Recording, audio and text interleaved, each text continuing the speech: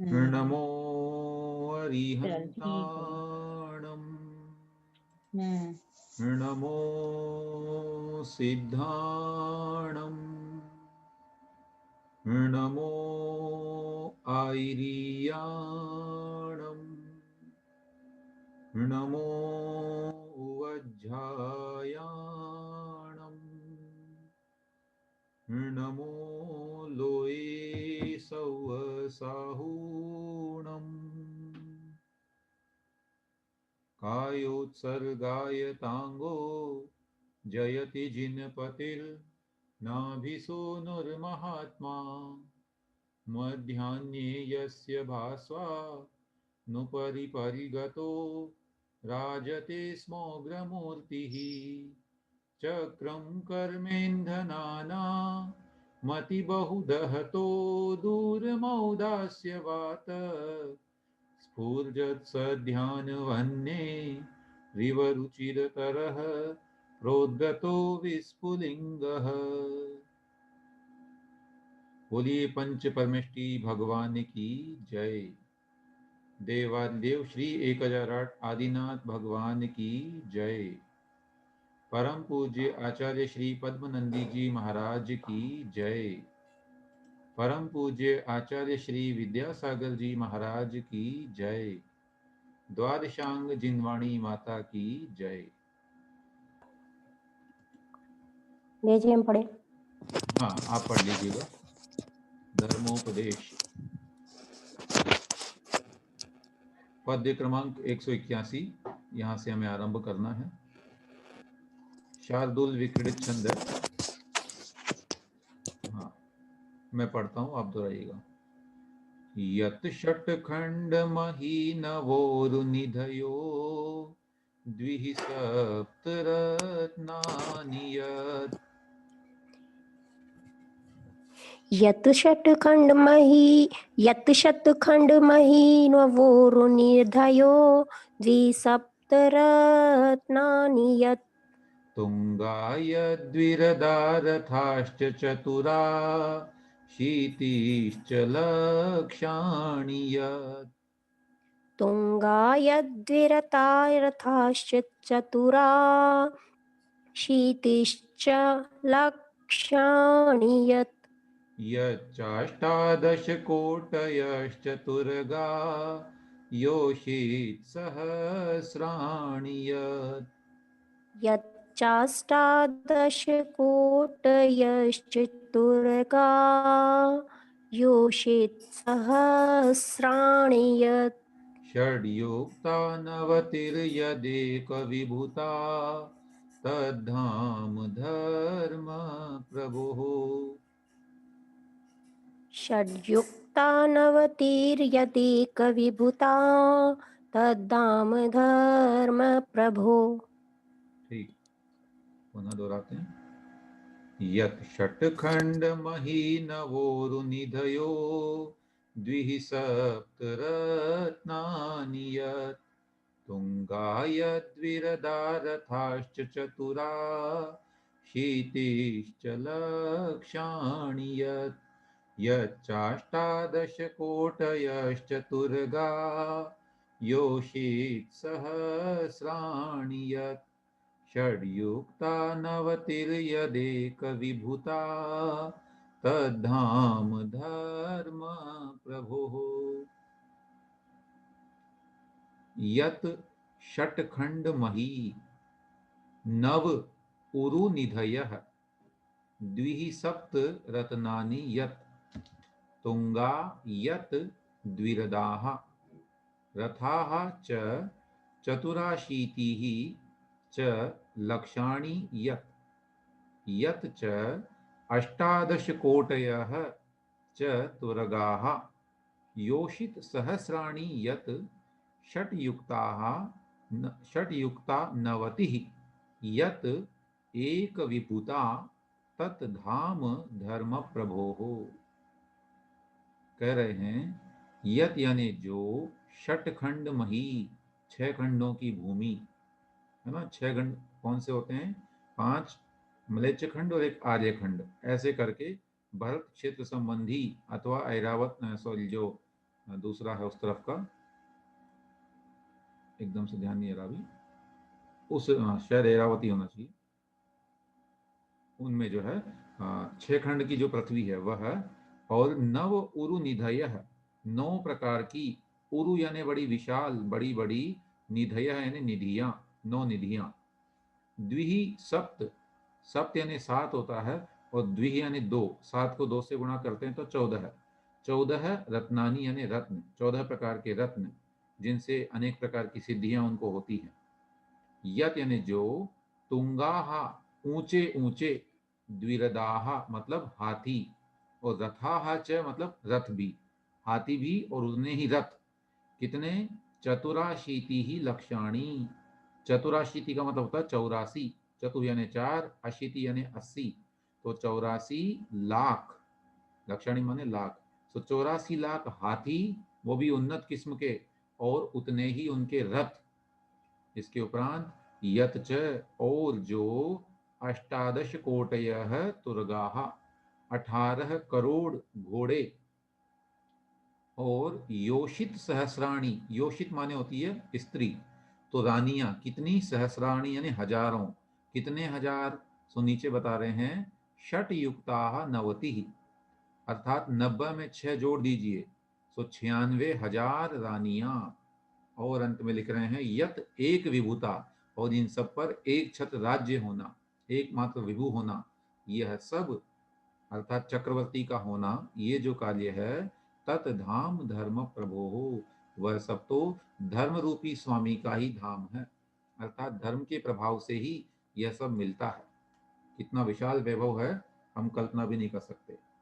आजकल तो हाथी घोड़े उतने नहीं पाए जाते हैं, लेकिन कल्पना करें कि उतने एरोप्लेन करोड़ों की मात्रा में, उतने कार उसके पास होवे, इतने विशाल विशाल महल होवे, ये सब चीज़ें जो है कंपेयर करें तो हम सोच सकते हैं कि कितना अथाह धन वैभव उनके पास में होता है। तो यहाँ पर चक्रवर्ती का जो पद है वह भी धर्म के माध्यम से ही मिलता है। इस बात की सूचना देते हुए आचार्य महाराज कह रहे हैं कि हमें धर्म का आचरण करना चाहिए, क्योंकि यह सांसारिक वैभव या जो पुण्य है वह महापुण्य भी धर्म के प्रभाव से ही मिलता है। भावार्थ में कह रहे हैं, वह जो 6 खंड की पृथ्वी, वे बड़ी बड़ी 9 निधियां, वे समस्त सिद्धि के करने वाले 14 रत्न, और वे 84 लाख बड़े बड़े हाथी, और विमान के समान 84 लाख बड़े बड़े रथ, और वे 18 करोड़ पवन के समान चंचल घोड़े, तथा वे देवांगना के समान 96,000 स्त्रियां, और वह इन समस्त विभूतियों का चक्रवर्ती पना इत्यादि समस्त विभूति धर्म के प्रताप से ही मिलती है। इसलिए भव्य जीवों को ऐसे धर्म की आराधना अवश्य करनी चाहिए। अब एक प्रश्न हम आपसे पूछते हैं, वर्तमान में भी ऐसे महान धनाढ्य लोग होंगे जो पूरे विश्व में नंबर 1 नंबर 2 है ना, फोर्ब्स इत्यादि की सूची आती है और उसमें टॉप 100 नाम आते हैं कि ये पूरे विश्व के इतने धनिक व्यक्ति हैं, तो क्या उन्होंने भी कोई धर्म किया होगा अपने जीवन में, या ऐसे ही वो धर्मात्मा बन, इतने धनवान बन गए? नहीं करा होगा ना, जब भी पुण्य से धन मिला है। जी जी जी कोई बिल्कुल। पुण्यवानी तो जगी है ना भैया जी उनकी। हाँ, पुण्यवान तो वे ये रहे ही अब होंगे। लेकिन उनका ये हाँ पापानुबंधी पुण्य हो गया। हाँ ये अगर बात, पुण्य अब नहीं हाँ कर रहे हैं तो पापानुबंधी हो हाँ, गया। वो धर्म की जी वो जी इतनी जी क्रिया नहीं करते हैं, पर उनको आगे जन्म का तो पुण्य मिला ही है ना। बिल्कुल। यदि इस जीवन हाँ में हाँ वो धन का सदुपयोग नहीं कर रहे हैं, धन से दान हाँ इत्यादि कर्म नहीं कर रहे हैं, और केवल वैभव विलासिता में ही अपना जीवन बिता रहे हैं, तो आगामी काल भले अच्छा ना हो, लेकिन प्राचीन तो नहीं उनका भैया जो जी, है, वो लोग दान देते हैं, पर वो लोग ये आश्रमों में, इन सब में, चैरिटी में, अब इनमें उनको देते हैं। जैसे संस्कार उन्हें मिले हाँ हैं वे उस रूप करते हैं, हाँ चलो लेकिन हृदय में दया का वास तो है ही, ऐसा नहीं कह सकते कि दया नहीं चलो है। हाँ है। जी। अब उनको सच्चा दान क्या है और खोटा पर तो दान भी क्या है? भैया जी, जो ये हाँ 6 खंड के स्वामी और है ना, जो हाँ हाँ चक्रवर्ती, आज जैसे शांतिनाथ भगवान है, उतना हाँ आज चाहे कितने भी अरबों खरबों वाले, डॉलर वाले भी हो, तो भी इतना हाँ, नहीं ये मिला तो है, होगा उनको। उनका बिल्कुल भी नहीं है, तो एक अंश भी नहीं है वर्तमान में। तो चक्रवर्ती की संपदा तो वो तो अतुल ही होती है बिल्कुल। हाँ जी, चलिए ना, ये समझ में आया, आगे बढ़ते हैं। पद्य क्रमांक 182। बहुत ही अच्छा और सुंदर छंद है, देखें। छंद तो वही है, मतलब अच्छा पद्य है। धर्मो रक्षति रक्षितो ननु हतो हन्ति ध्रुवं देहिनाम्।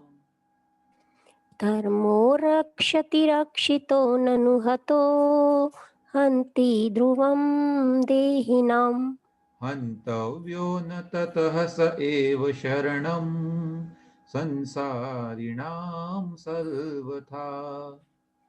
हन्तव्यो न ततः स एव शरणं संसारिणां सर्वथा। धर्मः प्रापयतीह तत्पदमपि ध्यायन्ति यद्योगिनो। धर्मः प्रापयतीह तत्पदमपि ध्यायन्ति यद्योगिनो। नो धर्मात् सुहृदस्ति नैव च सुखी नो पंडितो धार्मिकात्। नो धर्मात् सुहृदस्ति तैव न च सुख।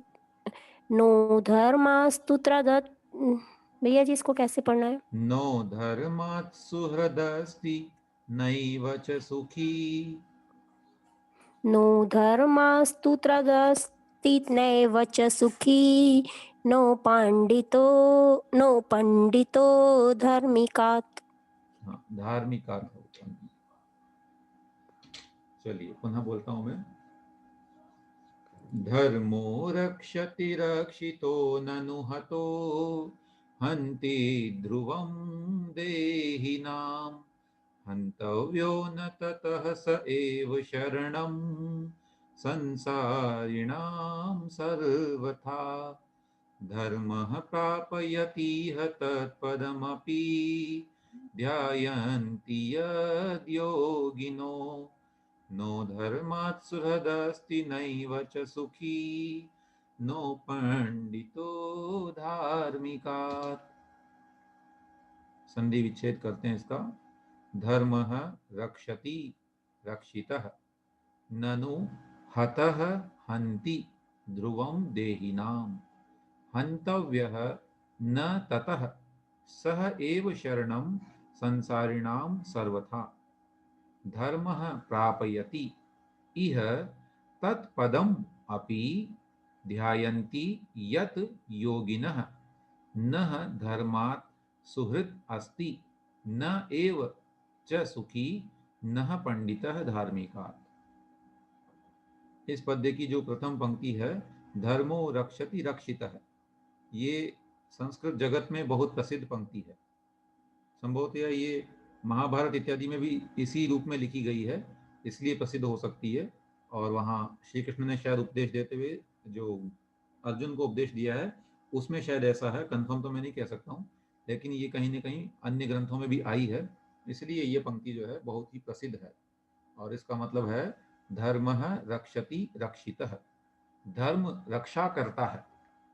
कब करता है? रक्षितः, जब आप धर्म की रक्षा करते हो। अर्थात यदि आप दृढ़ता से धर्म का पालन करते हैं तो निश्चित रूप से धर्म भी आपकी रक्षा करता है। तो यहाँ पर अर्थ शब्द से देखें अगर हम, सो धर्मः धर्म रक्षति रक्षा करता है। कैसा? रक्षितः, रक्षा किया हुआ, ननु निश्चित रूप से, और हतः अर्थात घात किया हुआ। यदि धर्म का नाश किया जाए अर्थात अधर्म को पाया जाए तो वह धर्म जो है जिसका कि हमने नाश किया है वह हंति, नाश कर देता है, देहिनाम यानी प्राणियों का। कैसे? ध्रुवम यानी निश्चय से।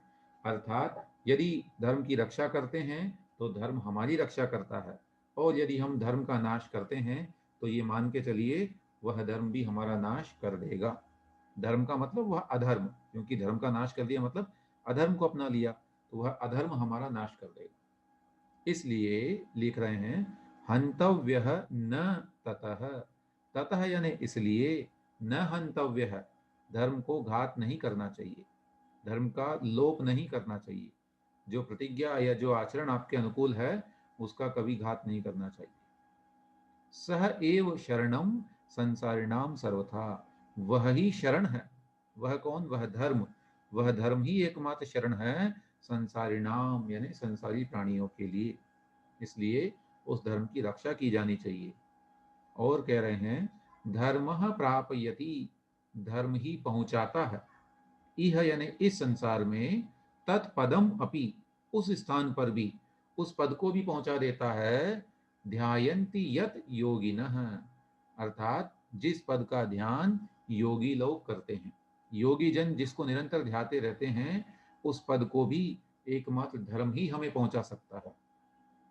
और अंत में लिख रहे हैं न धर्मात् सुहृत अस्ति, धर्मात् यानी धर्म से बढ़कर, सुहृत नास्ति, कोई सच्चा मित्र नहीं है। न एव च सुखी, और न कोई सुखी है धर्म से बढ़कर के, नहीं, धार्मिकात, अंत में आया है धार्मिकात, अर्थात धार्मिक व्यक्ति से बढ़कर कोई सुखी नहीं है। और न पंडित है, न कोई पंडित है। अगर कोई व्यक्ति शास्त्र को रट ले लेकिन धर्म का आचरण न करे तो वह पंडित नहीं। पंडित कहलाने की योग्यता धार्मिक होने से बढ़ती है, आती है। जब तक धार्मिक नहीं तब तक पंडित नहीं, विद्वान नहीं, उसका ज्ञान अधूरा। ठीक है।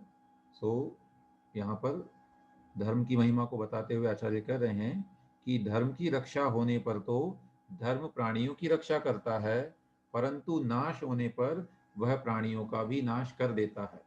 इसलिए भव्य जीवों को कदापि धर्म का नाश नहीं करना चाहिए, क्योंकि समस्त प्राणियों का सहायक धर्म ही है, तथा जिस मोक्ष पद को योगीश्वर सदा ध्यान करते हैं उस पद को भी देने वाला है। इसलिए धर्म से बढ़कर कोई भी सच्चा मित्र नहीं है, और धर्मात्मा पुरुष से अधिक कोई भी सुखी नहीं है। ठीक है। इस प्रसंग को पढ़कर हमें एक राज्य पंक्ति जो है वो याद आ गई। उदयपुर में कभी आप घूमने गए हो अगर, तो वहाँ का जो राजमहल है, सिटी पैलेस जिसको बोलते हैं, वहाँ जब जाते हैं तो प्रायः सभी दरवाजों पर अथवा उनके जो प्रतीक चिन्ह होते हैं उस पर एक पंक्ति लिखी होती थी, हमने पढ़ी वो, और वो यही थी, जो दृढ़ राखे धर्म को ती राखे करतार, अर्थात जो अपने धर्म का पालन दृढ़ता से करता है तो निश्चित रूप से ईश्वर उसकी रक्षा करता है। यद्यपि जैन धर्म ईश्वर की मान्यता उस रूप में नहीं करता कि ईश्वर कोई रक्षा कर रहा है, लेकिन वह धर्म, हमारे अपने कर्म जो हैं वे ही हमारी रक्षा करते हैं यदि हम धर्म की रक्षा करते हैं। तो इस पद्य से हमें जो प्रेरणा मिलती है वो यही है कि लिए हुए संकल्प का या नियम का जो है दृढ़ता से पालन करना चाहिए, और धर्म की हानि न हो ऐसे कार्य हमें करने चाहिए। ऐसा कोई काम न करें जिससे धर्म की हानि होती है। भैया जी एक भजन भी है ना, धर्म ही सच्चा साथी है जैसे दीपक बाती है। हमने सुना नहीं है कभी आपने, अच्छी बात है, अगर सुना है तो आप गा करके इसको रिकॉर्ड करके भेजिए ग्रुप में, तो सब लोग आनंद लेंगे। जी बिल्कुल। ठीक है, चलिए आगे बढ़ें। इसमें कोई जिज्ञासा हो तो पूछ सकते हैं।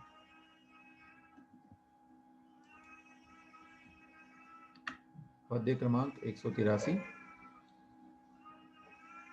नाना योनिज लौघ लंघित दिशि क्लेशोर्मिजालाकुले। नाना योनिज लोघ लंघित दिशि क्लेशोर्मिजालाकुले। प्रोद्भूताद्भुत कर्म एक मिनट, इसमें कुछ छूट रहा है। प्रोद्भूताद्भुत कर्म मकर, एक पुस्तक में देख के हम पढ़ते हैं इसको, यहाँ कुछ मिस हो रहा अक्षर। प्रोद्भूताद्भुत कर्म मकर ग्रासी, नहीं ये मिसिंग है, या तो पंक्तियों में मिस है, इसमें लय बैठ नहीं रही ना। प्रोद्भूताद्भुत कर्म मकर, आप लोगों की पुस्तक में कुछ हो तो देखिए जरा, हम भी एक मिनट इसको देखते हैं। प्रोद्भूताद्भुत कर्म मकर ग्रासी कृत प्राणिनि, एक शब्द मिसप्रिंट लग रहा है। हाँ, कर्म से पहले कोई एक शब्द और आना चाहिए, वो इसमें नहीं है पुस्तक में, और देखेंगे उसको, पूछेंगे या तो अन्य किसी एडिशन में होगा तो देखेंगे उसको। फिलहाल पढ़ते हैं इसको आगे। प्रोद्भूताद्भुत कर्म कर्म मकर ग्रासी कृत प्राणिनि प्रोद्भूताद्भुत कर्म कर्म मकर ग्रासीकृत प्राणिनी। दुःपर्यन्त गभीर भीषण तरे जन्माम्बुधौ मज्जताम्। दुःपर्यन्त गभीर भीषण तरे जन्मा बुधो मज्जताम्। नो धर्मादपरोऽस्ति तारक इहा श्रान्तं यतध्वं बुधाः। नो धर्माद परोस्ति तारक इहा श्रान्तं यथा यतध्वं बुधा। पुस्तक में यही है बिल्कुल सेम। नहीं, उसमें तो सेम है पर वहाँ एक शब्द छूट रहा है उसमें, हाँ, क्योंकि पर इस वैसे पढ़ने में जो है ना एक अक्षर गायब हो रहा है इसमें, इसीलिए हम देखना चाह रहे थे। उसको मिलने पर बताएंगे आपको, देख के। नाना योनिजलौघलङ्घित दिशि क्लेशोर्मिजालाकुले प्रोद्भूताद्भुत कर्म कर्म मकर ग्रासीकृत प्राणिनी। दुःपर्यन्त गभीर भीषण तरे जन्माम्बुधौ मज्जताम्। नो धर्मादपरोऽस्ति तारक इहा श्रान्तं यतध्वं बुधाः। भैया जी इसमें तो सही आ रहा है लय में, ये नहीं, वाली भैया लय जी से। टीका में देखिए कुछ मिल जाए तो। हाँ, लय में जो है हमने कर्म को 2 बार पढ़ दिया ना, इसलिए सही लग रहा है वो। हाँ, नहीं, इसमें कहाँ पढ़ा आपने? कर्म मकरब पढ़ा ना? नहीं, आपने ध्यान से नहीं सुना, दोबारा देख लीजिए। 1 मिनट, आपने सही याद दिलाया। टीका में प्रोद्भूत उत्पन्न अद्भुत भूरी लिखा है, इसमें भूरी शब्द मिसिंग है वहां पर। ठीक है, ये कर्म के पहले भूरी शब्द आएगा, तब आएगा वो। प्रोद्भूताद्भुत भूरी कर्म मकर, ऐसा वहां पुस्तक में आप लोग भी सही कर लीजिएगा। नीचे टीका में आप देखेंगे अगर तो वहां लिखा हुआ भूरी। प्रोद्भूताद्भुत भूरि भूरी कर्म कर्म मकर ग्रासीकृत प्राणिनी। हाँ भैया जी से जम जाएगा। हाँ, नहीं जमना नहीं, वो तो बिल्कुल वही है, यहाँ लिखने में थोड़ा गड़बड़ है, मिसप्रिंट हो गया वो। चलिए, भूरी आएगा। भूरी शब्द आएगा वहां पर, वो ध्यान रखना आपको, मैं उसका अर्थ भी आपको बताता हूँ। चलिए देखें, नाना योनि जल औघ लंघित दिशि क्लेश ऊर्मी जाल आकुले प्रोद्भूत अद्भुत भूरी कर्म।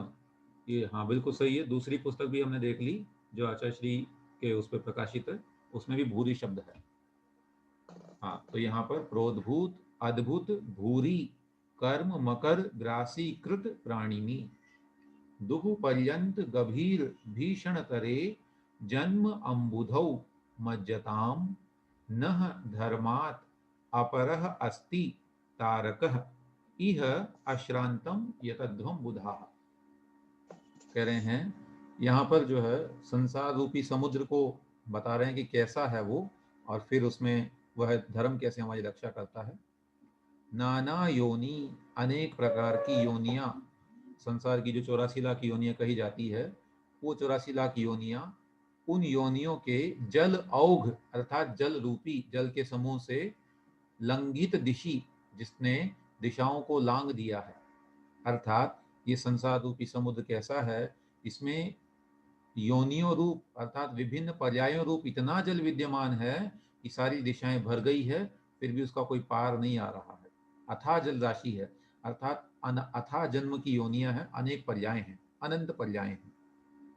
क्लेश ऊर्मी जाल आकुले, क्लेश माने दुख कष्ट, दुखों रूपी ऊर्मी यानी लहरें हैं जिसमें, उन लहरों के जाल से जो आकुल हो रहा है अर्थात जिसमें उथल पुथल मच रही है, ऐसा वह भयंकर समुद्र है जिसमें भयानक दुखों की लहरें उठ रही हैं। प्रोद्भूत अद्भुत भूरी, प्रोद्भूत यानी उत्पन्न हो रहे हैं जिसमें, अद्भुत यानी विचित्र, और भूरी यानी बहुत सारे, कर्म मकर कर्म रूपी मगरमच्छ, जिस समुद्र संसार रूपी समुद्र में अनेक प्रकार के और बहुत सारे कर्मों रूपी मगरमच्छ उत्पन्न हुए हैं, और वे क्या कर रहे हैं फिर, ग्रासीकृत प्राणिनी, प्राणी को ग्रास बना रहे हैं, उस जीव को अपना ग्रास बना रहे हैं, उसको बारी बारी से निगल लेते हैं।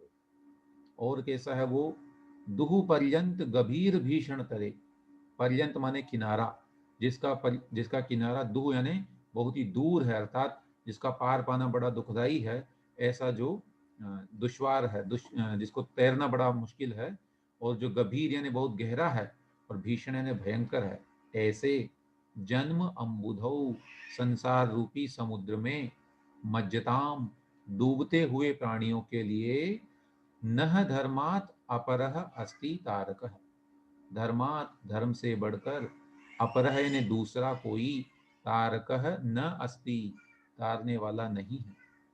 इस संसार रूपी समुद्र में जो डूब रहे हैं संसारी, उनको एकमात्र धर्म ही सहारा है। इसलिए यह यहाँ पर अर्थात उस धर्म में, अश्रांतम यतध्वम बुधाहा, बुधाहा हे बुद्धिमानों, हे ज्ञानियों, अश्रांतम यतध्वम, निरंतर प्रयास कीजिए, बिना थके अथक प्रयास करते रहिए, जब तक आप पार नहीं पा जाते।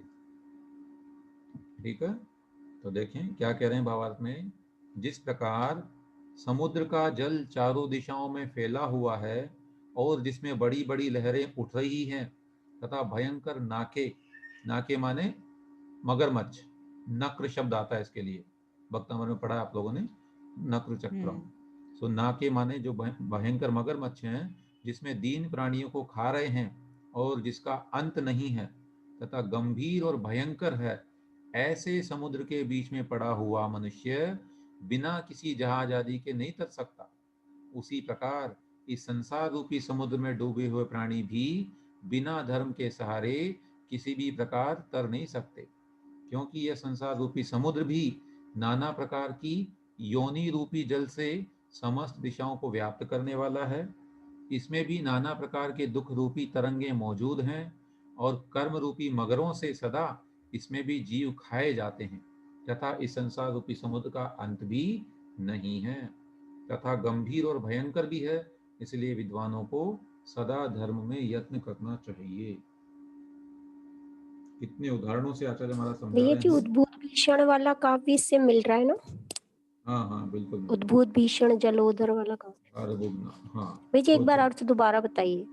देखिए, नाना योनि जलोग लंघित दिशि, अनेक प्रकार की योनि रूपी जल के समूह से जिसने दिशाओं को लांघ दिया है, अर्थात अनंत पर्यायों के कारण जल को जो है पर्याय कहा गया है ना, योनि मतलब जो पर्याय होती है उसको ही जल की उपमा दी गई है, कि उस संसार रूपी समुद्र में जल कौन है, अनंत पर्याय, तो वह भयंकर विशाल है। फिर क्लेश ऊर्मी जाल आकुले, अर्थात कष्टों रूपी लहरों के जाल से जो आकुल है यानी व्याप्त है, अर्थात जिसमें अनेक दुख रूपी लहरें उठ रही हैं। प्रोद्भूत अद्भुत भूरी कर्म मकर ग्रासीकृत प्राणिनी, उत्पन्न हो रहे हैं जिसमें विचित्र और बहुत सारे कर्म रूपी मगरमच्छ, और वे मगरमच्छ क्या कर रहे हैं, ग्रासीकृत प्राणिनी, ग्रास बना रहे हैं प्राणियों को, अर्थात निगल रहे हैं उनको, उसी समुद्र में खा जा रहे हैं बारी बारी से, और दूसरी पर्याय में पहुंचा दे रहे हैं। दुहु पर्यंत गभीर भीषण तरे, अर्थात जिसके पर्यंत माने किनारे बड़े दूर हैं, गभीर यानी जो भयंकर गहरा है, और भीषणतर मतलब बहुत भीषण है, भयानक है, ऐसे जन्माम्बुधौ, संसार रूपी समुद्र में, मज्जताम, डूबने वाले प्राणियों को, नह धर्मात्, धर्म के अतिरिक्त, अपरः यानी दूसरा, तारकः न अस्ति, पार करने वाला, तैराने वाला नहीं है। इसलिए यह यानी यहाँ इस धर्म के अंदर, बुधाहा हे बुद्धिमानों, अश्रांतम यतध्वम, बिना थके प्रयास कीजिए, निरंतर प्रयास कीजिए। चलिए, भैया जी लहरें कहाँ से निकालेंगे? ऊर्मी शब्द आया ना, ऊर्मी मतलब होता है लहर। ठीक, आगे देखिए, पद्य क्रमांक 184, जन्मोच्चैकुल एव संपदधिके, लावण्यवाराम निधिर, जन्मोच्चे कुल एव संपदधिके, लावण्यवाराम निधिर। हाँ, र को भी बोलना है। नीरोगम वपुरादिरायुरखिलम धर्माद्रुवम जायते। निरोगं वपुरादिरायुरखिलं धर्माद्धुवं जायते। सान श्रीरथवा जगत्सु न सुखम तत्तेन शुभा गुणा। सा न श्रीरथवा जगत्सु न सुखं तत्तेन शोभ्रागुणः। यैरुत्कण्ठितमानसैरिव नरो नाश्रीयते धार्मिकः। येरुत्कण्ठितमानसैरिव नरो नाश्रीयते धार्मिकः। जन्मोच्चैकुल एव सम्पदधिके लावण्यवारां निधिर् नीरोगं वपुरादिरायुरखिलं धर्माध्रुवं जायते। सा न श्रीरथवा जगत्सु न सुखं तत्तेन शुभ्रा गुणः। यैरुत्कण्ठितमानसैरिव नरो नाश्रीयते धार्मिकः। जन्म उच्चैः कुले एव संपत् अधिके लावण्यवारां निधिः नीरोगम वपुः आदि आयुः अखिलम धर्मात् ध्रुवम जायते। सा न श्रीः अथवा जगत्सु न सुखम तत् ते न शुभ्राः गुणाः। यैः उत्कण्ठितमानसैः इव नरः न आश्रीयते धार्मिकः। धर्म की महिमा बताते हुए कह रहे हैं, दूसरी पंक्ति में शब्द आया अंत में, धर्मात् ध्रुवम जायते, धर्म से ही निश्चय से होता है। क्या होता है? जन्म अर्थात जन्म कहाँ?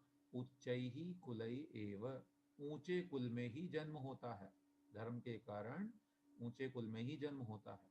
कैसे कुल में? संपत् अधिके, जहाँ पर पर्याप्त संपत्ति हो, बहुत सारा धन हो, ऐसे धनवान और ऊंचे कुल में ही जन्म होता है। और लावण्य वाराम निधि ही, लावण्य मतलब सुंदरता, वाराम मतलब जल, सौंदर्य रूपी जल का वह भंडार हो जाता है, अर्थात बड़ा ही सुंदर शरीर उसे मिलता है। नीरोगम वपुहु आदि, वपुहु आदि अर्थात शरीर इत्यादि उसको निरोग मिलते हैं, न मानसिक बीमारी न किसी प्रकार का शारीरिक रोग, है ना, ऐसा उसको शरीर मिलता है। आयुहु अखिलम, अखिलम मैंने संपूर्ण आयु मिलती है, अर्थात उसका अकाल में मरण नहीं होता, है ना, दीर्घायु मिलती है और वो भी पूरी मिलती है। कई जीव तो ऐसे होते हैं जो हीनायुष्क होते हैं, अर्थात शीघ्र ही मर जाते हैं, लेकिन इनका मरण जल्दी नहीं होता और ये पूरी आयु भोगते हैं। तो ये सब कैसे होता है? धर्मात, धर्म से ही, ध्रुव मैंने निश्चित ही, जायते यानी होता है।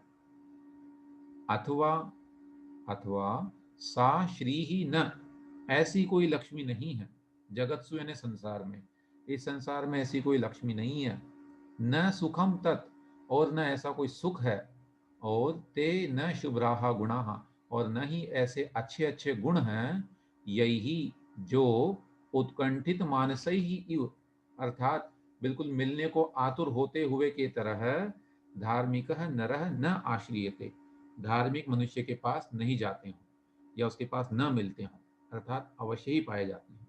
जो व्यक्ति धार्मिक होता है उसे संसार के सारे सुख, सारी संपत्ति और सारे गुण मिल जाते हैं, ये इसका अभिप्राय है। भावार्थ, संपदा से अधिक उत्तम कुल में जन्म तथा लावण्य और निरोग शरीर और आयु आदि समस्त बात निश्चय से धर्म के प्रताप से ही मिलती है।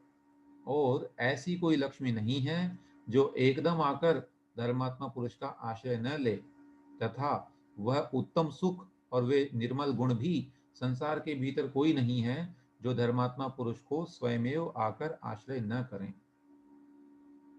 इस प्रकार यहाँ आचार्य महाराज ने हमें बताया।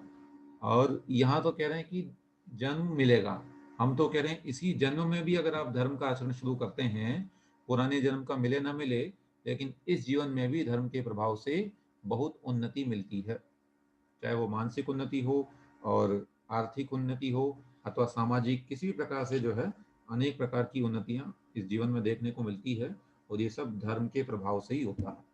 यदि धर्म का आचरण नहीं करते भाई हैं। जी, कोई प्रश्न?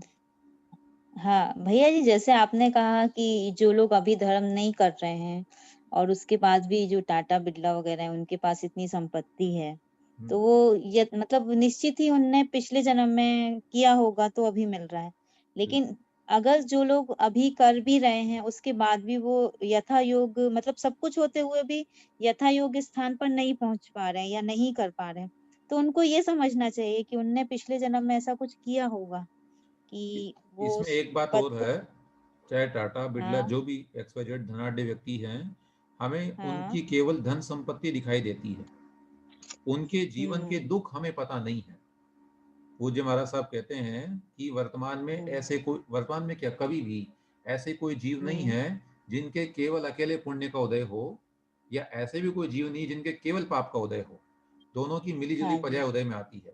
तो जितने धनाढ्य हैं, हमें उनका केवल धन दिखाई दे रहा है, परंतु क्या उनके शरीर में रोग नहीं होते, क्या उन्हें आराम से नींद आती होगी? ऐसा नहीं है। बड़े बड़े धनवानों को बड़ी दवाइयां खानी पड़ती नींद के लिए, तो क्या फायदा ऐसा? अर्थात उनके जीवन में भी नहीं, हमारा दुख क्वेश्चन ये होते हैं। है कि जो अपने मतलब निश्चित लक्ष्य तक नहीं पहुंच पा रहे हैं, जो हाँ नहीं, उनका वो तो भाई लक्ष्य खैर, है वो और तो वो कर्म कर का। रहे हैं धर्म जी जी। धर्म का आश्रय ले रहे हैं उसके बाद भी नहीं पहुंच जा रहे हैं, तो उनको अपने आप को यही समझना चाहिए कि उनने किसी पूर्व जन्म में कुछ अंतराय ऐसा डाला होगा कि वो नहीं बिल्कुल पहुंच बिल्कुल। पा रहे हैं। बिल्कुल वही है एकमात्र उसका कारण, और यही मानना चाहिए। और अंतराय का विपरीत जो है, जैसे लाभांतराय का हाँ विपरीत हो गया दानांतराय, है ना? तो अगर आप हाँ लाभांतराय का जी उदय आ रहा है तो दान देना शुरू कीजिए, लाभांतराय में कमी आ जाएगी। जी। धर्म